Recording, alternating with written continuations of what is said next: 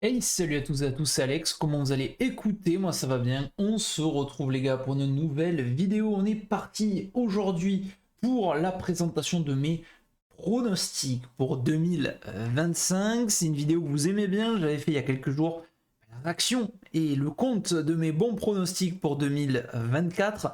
On va passer à 2025, vous le voyez, enfin, vous allez le voir. J'ai essayé d'être le meilleur possible, mais c'est souvent très compliqué hein, d'avoir des bons pronostics. On sait que bon, on connaît pas toutes les starties, surtout en début de saison, les formes éventuelles des coureurs, les chutes, les blessures, etc. Donc vous allez voir un petit peu ce que j'ai mis. On commence avec le Down Under qui sera donc la première course de la saison. Je prends un petit risque, mais il marche bien sur le Down Under. C'est Oscar Onley, le coureur de l'équipe Picnic post-TNL, puisque ça sera plus DSM. Mais il a souvent fait de belles perfs, donc voilà, pourquoi pas pour succéder à Stephen Williams, un coureur, euh, britannique à nouveau. Sinon, pourquoi pas un Luke Plape que j'avais placé l'année dernière et qui lui aussi peut être intéressant. Le deuxième prono de la saison, je ne sais pas si ça passera, je ne sais même pas s'il fera partie de la course.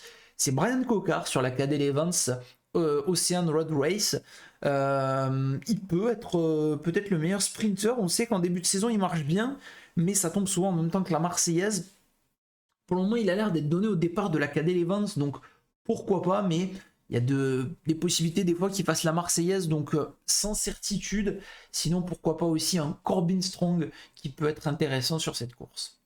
Troisième course, le UAE Tour. Le retour de Poggi sur le UAE Tour. Il a déjà remporté la course, bien évidemment. La victoire surprise de Van Edvelt l'année dernière. Mais je pense que Poggi sera clairement le plus fort. À chaque fois qu'il a participé, il était clairement un cran au-dessus. Donc voilà, pour moi, ça sera le pronostic à mettre.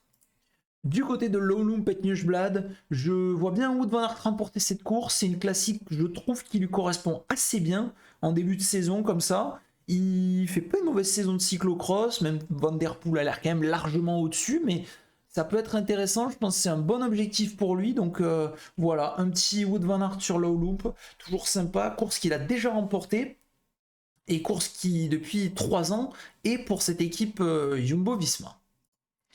Du côté des Strade Bianche, je vois une troisième victoire de Pogacar, très clairement. Il a prévu de se lancer sur cette course. Et on sait que quand il est au départ, hein, c'est très compliqué de le battre. Très fort, il aime beaucoup ce genre de course en plus. On sait qu'il va revenir sur le Tour des Flandres. Donc ça peut être une bonne préparation pour lui aussi. Donc voilà, je mets une grosse pièce sur Tadej sur les Strade Bianche. Au niveau Paris-Nice, cette fois-ci, je mise sur Jonas Vingard, qui n'aura pas énormément de concurrence, puisque normalement Poggi ne fera ni Tirreno ni Paris-Nice. Donc voilà, je vois une victoire de Jonas Vingard qui n'a jamais remporté encore Paris-Nice. C'est son coéquipier l'année dernière, Jorgensen, qui l'avait remporté. Mais voilà, je vois bien une victoire de Jonas Vingard pour bien lancer sa saison. Et je vois un doublé pour l'équipe Visma avec une victoire de Matteo Jorgensen sur Tirreno. Je pense il a montré de toute façon qu'il était très fort et sur Tirreno, ça correspond souvent à des rouleurs grimpeurs.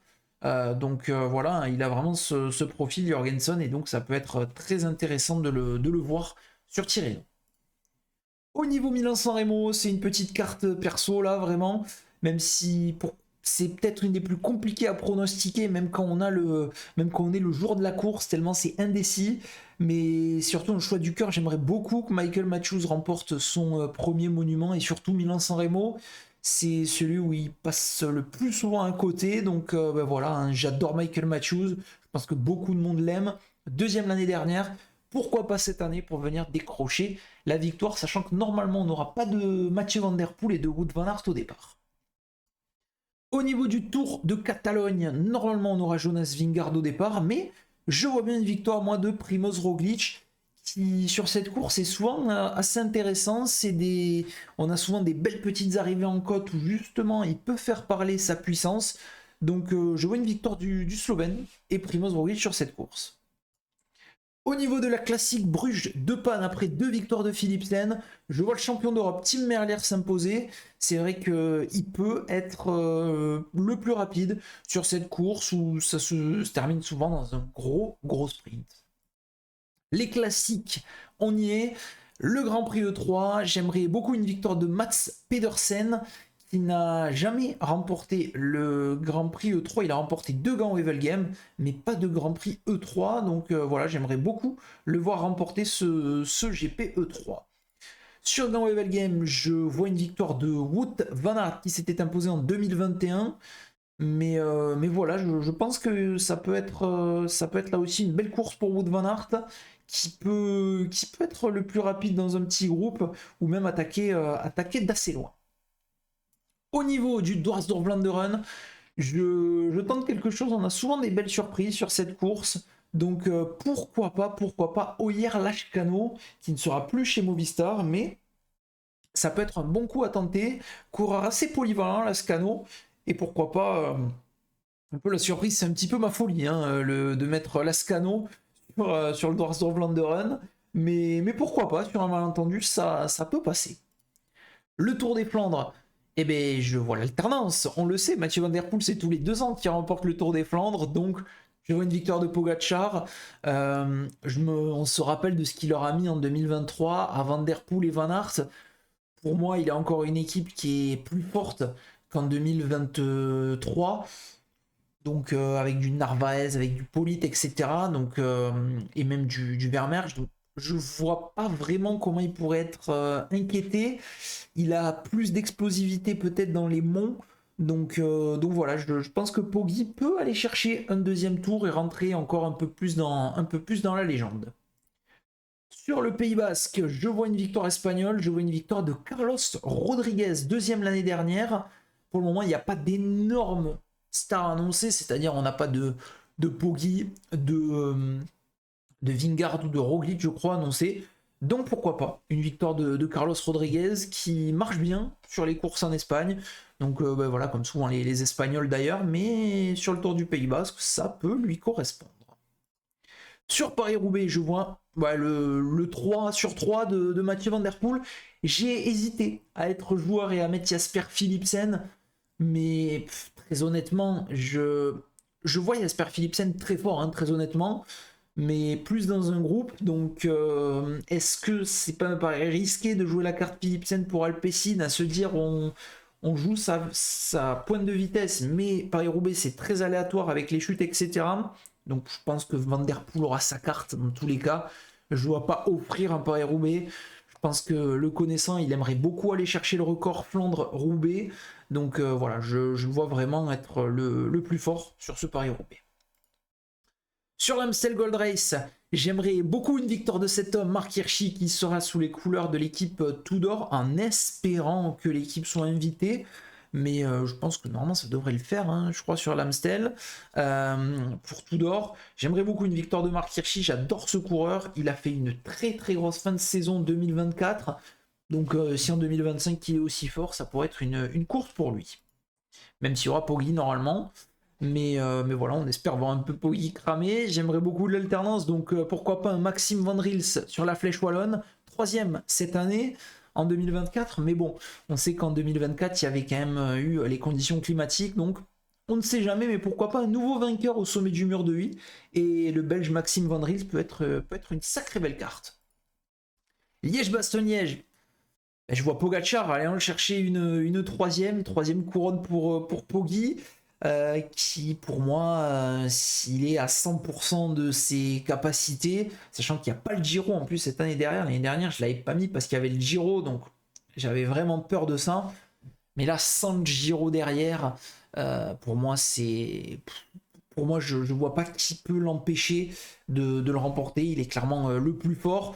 Pour moi, Remco ne sera pas remis à 100%, c'est peut-être un des seuls qui peut l'inquiéter sur Liège, donc Poggi tous les jours pour moi sur Liège-Bastogne-Liège. Le Tour de Romandie, et bien pourquoi pas Joao Almeida qui pourrait remporter une belle course comme ça par étape. En Romandie, on sait qu'il y a souvent des ouvertures. Il préparera en plus le Giro, Joao Almeida. Donc pourquoi pas le voir sur le Tour de Romandie. Sur le Giro, bah, je vois un deuxième succès de Roglic, mais on verra si Vingegaard peut-être s'y met. Normalement, c'est pas sûr.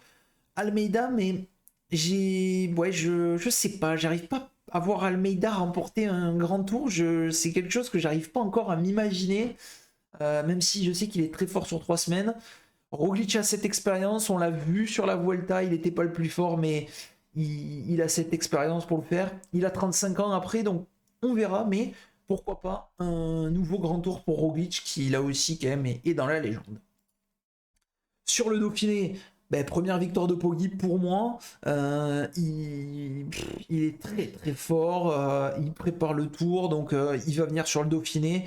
Clairement, il peut venir pour le gagner et ça me choquerait pas du tout. Je prends un nouveau petit risque avec Almeida. Pourquoi pas vainqueur du Tour de Suisse? S'il sort du Giro, ça peut être compliqué, mais pourquoi pas Almeida, s'il a fait un bon Giro, il peut pourquoi pas enchaîner avec un gros Tour de Suisse, on ne sait jamais. Sur le Tour de France, encore une fois, je vois le même doublé que l'année dernière, hein, Poggi devant Vingegaard.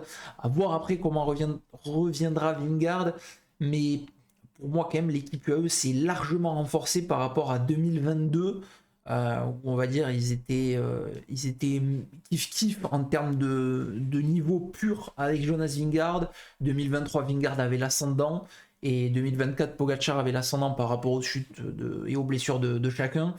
Mais je pense que cette année, Poggi, pour moi, a la meilleure équipe et peut-être un peu plus fort psychologiquement. Il a 3 victoires sur le tour. Il y en a 2 pour Jonas Vingegaard, donc il a cet ascendant aussi. Il est champion du monde. Ça serait incroyable de le voir remporter ce tour avec le maillot de champion du monde. Sur la Classica San Sebastian, eh ben voilà, je vois un retour de Remco. Ça serait beau de voir Remco Evenepoel revenir et remporter peut-être une des courses qu'il préfère pour aller chercher un 4e succès sur la Classica. Ça serait vraiment magnifique.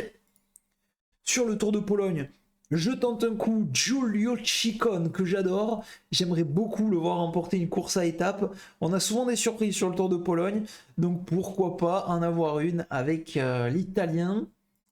Sur le Renault 8 Tour, bah là c'est toujours compliqué à miser. On sait que Thibaut Lenz est le spécialiste, mais allez, je me dis, un petit Christophe Laporte, ça fait toujours plaisir, donc pourquoi pas le voir remporter ce tour. On sait que c'est un coureur très complet, bon au sprint, bon sur les pavés, bon sur les étapes un peu accidentées, pas mauvais en contre-la-montre. Ça peut être vraiment une course qui lui correspond. Sur la Vuelta, par contre, je vois Jonas Vingegaard qui pour moi peut avoir des étapes vraiment pour lui. On s'en rappelle, hein, 2023, il était le plus fort, très clairement, pour aller chercher le doublé.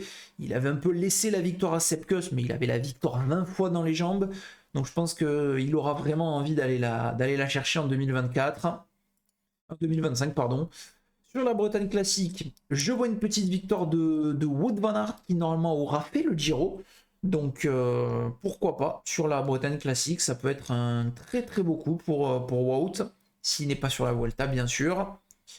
Sur la classique de Québec, une victoire de Binyam Girmay, pourquoi pas, il a de l'explosivité, on le sait, il fait 2e d'ailleurs cette année. Donc si ça arrive en petit comité, même en gros comité, il peut vraiment régler le sprint. Par contre, à Montréal, je vois une victoire de Marc Hirschi, une autre belle victoire peut-être pour l'équipe Tudor en espérant qu'ils soient invités. Ça, il n'y a rien de sûr encore, hein, bien sûr, c'est des pincettes. Mais voilà, s'il y a Marc Hirschi, je vois bien un petit Marc Hirschi.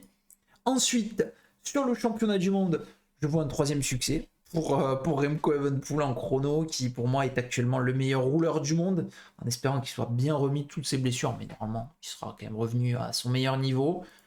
Pas de changement. Sur la route aussi, je vois un doublé de Pogacar avec un parcours qui lui correspond pour moi à merveille. Attention aussi à Mathieu Van Der Poel, mais je sens que ça peut être vraiment parfait pour Pogacar pour aller chercher un 2e titre mondial.